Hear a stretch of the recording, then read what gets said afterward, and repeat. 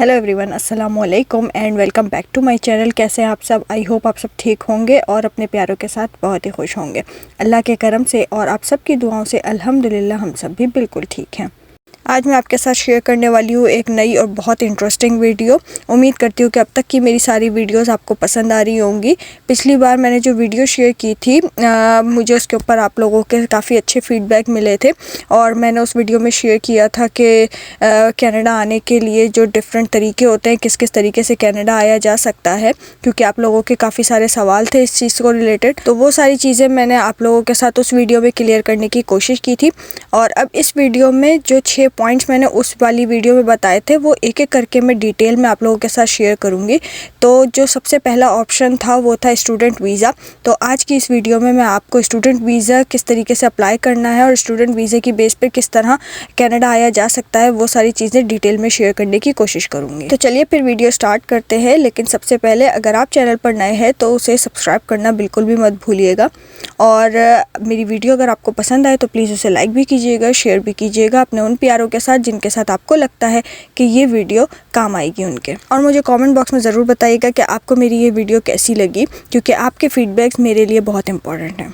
तो अब मैं आपको बताती हूँ कि पाकिस्तान से कनाडा का स्टूडेंट वीज़ा कैसे हासिल किया जाता है। बहुत से स्टूडेंट ऐसे हैं जो कनाडा में पढ़ने का ख्वाब देखते हैं, लेकिन उन्हें समझ ही नहीं आता कि शुरुआत कहाँ से करें, वीज़े के लिए एप्लीकेशन कैसे सबमिट करें, कैसे यूनिवर्सिटीज़ में एडमिशन के लिए अप्लाई करें। तो सबसे पहले तो आपको ये पता होना चाहिए कि आप किस कॉलेज में एडमिशन लेना चाहते हैं। फिर आपको उनकी वेबसाइट पे जाके देखना होगा कि जो कोर्स आप करना चाहते हैं जो कि आपकी फील्ड से रिलेटेड हो, तो वो कोर्सेज़ उस कॉलेज में अवेलेबल हैं या नहीं। उसके बाद जो सबसे इम्पॉर्टेंट चीज़ है वो आपको ये चेक करनी है कि जिस कॉलेज में आप एडमिशन लेना चाहते हैं वो कनाडा की DLI लिस्ट यानी कि डेजिग्नेटेड लर्निंग इंस्टीट्यूशन में रजिस्टर्ड है या नहीं। जब ये सारी चीज़ें क्लियर हो जाती है तो उसके बाद फिर आप उस कॉलेज में अप्लाई करते हो अपने कोर्स के हिसाब से, जो भी आपको कोर्स चाहिए होता है। और एक बार जब आप अप्लाई कर दो और वहाँ की रिक्वायरमेंट पूरी हो जाए तो फिर वहाँ से आपको मिलता है एडमिशन ऑफ़र लेटर।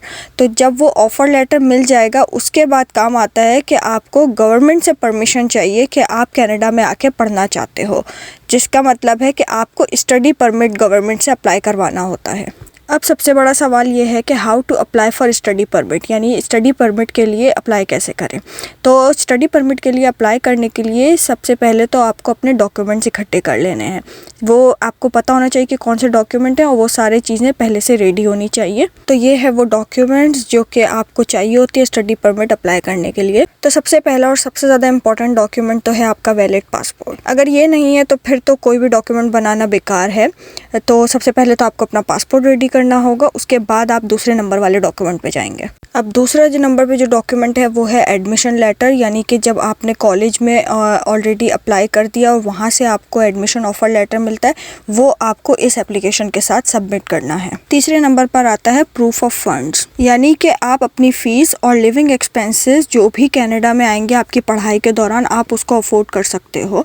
तो इस डॉक्यूमेंट का मतलब है कि आपको या तो अपनी बैंक स्टेटमेंट शो करवानी है या फिर कुछ ऐसे डॉक्यूमेंट जिससे ये साबित हो कि आपके पास बैक होम में इतना फंड्स मौजूद हैं कि आप अपने खर्चे वहाँ से पैसे मंगवा कर पूरे करोगे। इस टाइम पे आपको बहुत सोच समझ के डिसीजन लेना है, क्योंकि आपको ये बात याद रखनी है कि आपको सिर्फ स्टडी परमिट मिलेगा, ना कि वर्क परमिट। क्योंकि वर्क परमिट अगर आपको मिल जाता है तो फिर वो आप फुल टाइम जॉब कर सकते हो, लेकिन स्टूडेंट वीज़े के ऊपर भी ऐसा नहीं है कि आप काम नहीं कर सकते। स्टूडेंट्स को भी अलाउड होता है वीक के 20 आवर्स तक काम करने का। पार्ट टाइम के अंदर काम करते हैं और पार्ट टाइम में अपनी पढ़ाई कंप्लीट करते हैं।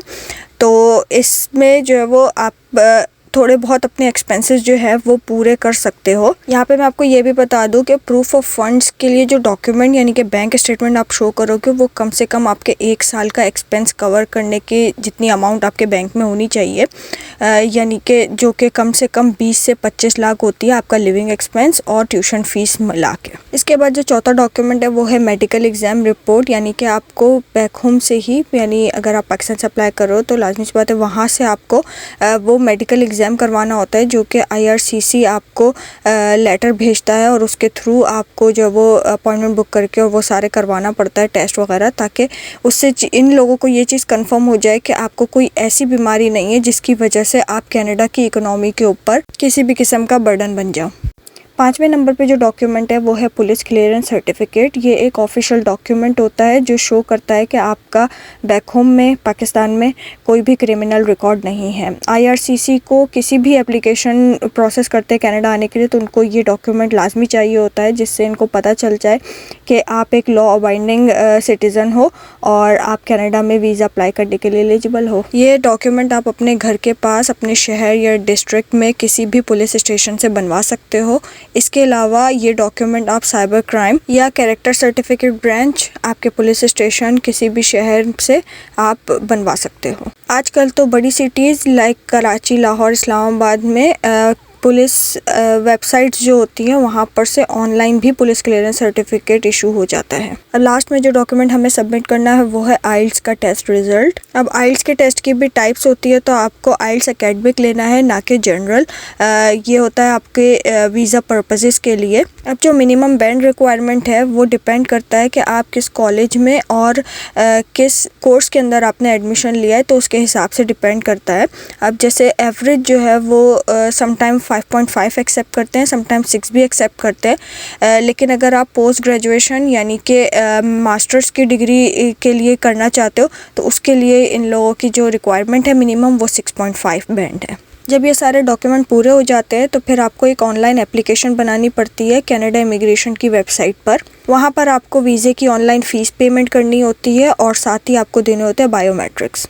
इसके बाद जब आप सारे डॉक्यूमेंट अपलोड कर देते हो, एप्लीकेशन प्रोसेसिंग के लिए अप्लाई कर देते हो, तो फिर ये प्रोसेस टाइम लेता है। कम से कम कभी हफ्ते में भी हो जाती है और कभी कभी महीने भी लग जाते हैं। इसमें कुछ फ़िक्स टाइम नहीं है।